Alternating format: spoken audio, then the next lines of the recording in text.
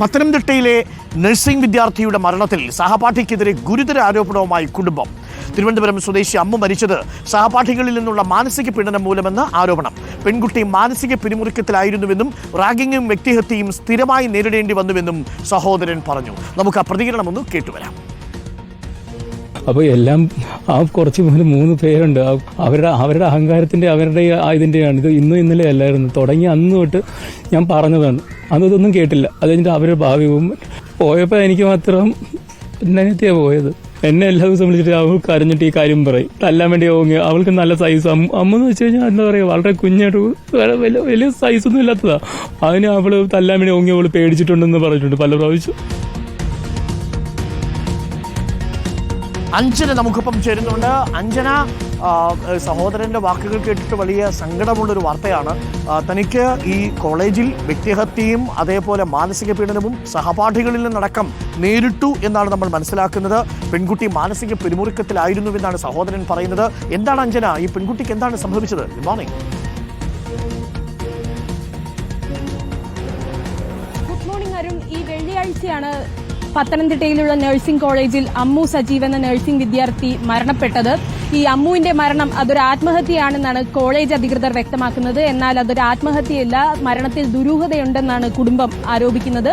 ഈ അമ്മുവിന് നിരന്തരമായി കോളേജിലെ സഹപാഠികളിൽ നിന്നും റാഗിങ്ങും മറ്റും മോശമായുള്ള പെരുമാറ്റങ്ങളും എല്ലാം നേരിടേണ്ടി വന്നിട്ടുണ്ട്. ഈ ഡിസംബറിൽ കോളേജിൽ നിന്നും ഒരു ടൂർ പോകാൻ ആലോചിക്കുകയുണ്ടായി. ഈ ടൂറുമായി ബന്ധപ്പെട്ട് അമ്മുവിനെയാണ് ടൂർ കോർഡിനേറ്ററായി നിയോഗിച്ചിരുന്നത്.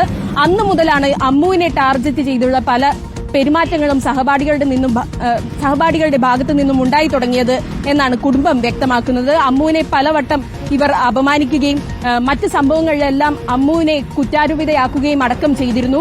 ഒരു പെൺകുട്ടിയുടെ ലോഗ് ബുക്ക് കാണാതെ പോയ സംഭവത്തിൽ അമ്മുവിന്റെ മുറിയിൽ അനുവാദമില്ലാതെ പരിശോധിക്കുകയും അമ്മുവിനെ അതിന്റെ പേരിൽ നിരന്തരം കുറ്റപ്പെടുത്തുകയും എല്ലാം ചെയ്തിരുന്നു. ഈ കുടുംബം പറയുന്നത് അമ്മുവിന് അവിടുത്തെ കുട്ടികളുടെ പല കള്ളത്തരങ്ങളും അറിയായിരുന്നു. കുറച്ച് മാസങ്ങൾക്ക് മുൻപ് അവിടെ സംഘടിപ്പിച്ച ഒരു മെഡിക്കൽ ക്യാമ്പുമായി ബന്ധപ്പെട്ട് ചില തിരിമറികൾ ചില പെൺകുട്ടികൾ നടത്തിയിരുന്നു. അതിന്റെ എല്ലാം സത്യം അറിഞ്ഞിരുന്ന ഒരാളാണ് അമ്മു. അപ്പോൾ ഈ സത്യമെല്ലാം പുറത്തു വരുമോ എന്ന് ഭയന്ന് ഇവർ തന്നെ അപായപ്പെടുത്തിയതാകാം എന്നാണ് കുടുംബം വ്യക്തമാക്കുന്നത്. അമ്മു ഒരിക്കലും ആത്മഹത്യ ചെയ്യില്ല, അങ്ങനെ ആത്മഹത്യ ചെയ്യാൻ ചിന്തിക്കുന്ന ഒരു വ്യക്തിയല്ലെന്നാണ് അമ്മുവിന്റെ സഹോദരനും അമ്മുവിന്റെ അമ്മയും വ്യക്തമാക്കുന്നത്. അമ്മു കുടുംബവുമായി വളരെ അടുപ്പമുള്ള ഒരു കുട്ടിയാണ്. എന്തുണ്ടെങ്കിലും കുടുംബത്തെ അറിയിക്കുന്ന കുട്ടിയാണ്. ഈ സഹപാഠികളുടെ ഒരു പീഡനം കുടുംബത്തെ അറിയിച്ചിരുന്നു. അമ്മു എന്ത് പറഞ്ഞാലും ഉടൻ ഹോസ്റ്റലിൽ ചെല്ലുന്ന വീട്ടുകാരാണ്. പക്ഷേ കുറച്ചുനാളായി അമ്മുവിന്റെ അച്ഛൻ കുറച്ച് ആരോഗ്യ പ്രശ്നങ്ങളെ തുടർന്ന് ചികിത്സയിലാണ്. അതുകൊണ്ട് അമ്മു ഈ വിഷമങ്ങൾ പറഞ്ഞപ്പോൾ ഉടൻ അവർക്ക് എത്താൻ കഴിഞ്ഞില്ല. അങ്ങനെ ഒരു അവസരത്തിൽ എന്നിരുന്നാലും ഫോണിലൂടെ എല്ലാം തന്നെ നിരന്തരം ബന്ധപ്പെട്ടിരുന്നു. അതുകൊണ്ട് തന്നെ അമ്മു ആത്മഹത്യ ചെയ്യില്ല.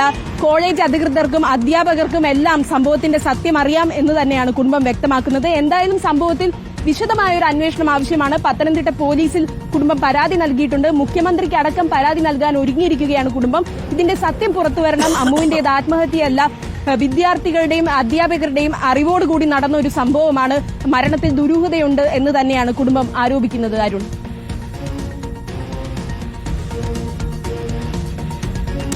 ഓക്കെ അഞ്ജന, അത് വളരെ വേദനിപ്പിക്കുന്ന വാർത്തയാണ്. അമ്മുവിന്റെ മരണത്തിലെ ദുരൂഹതകൾ പുറത്തുവരണം എന്ന കാര്യത്തിൽ യാതൊരു സംശയവുമില്ല.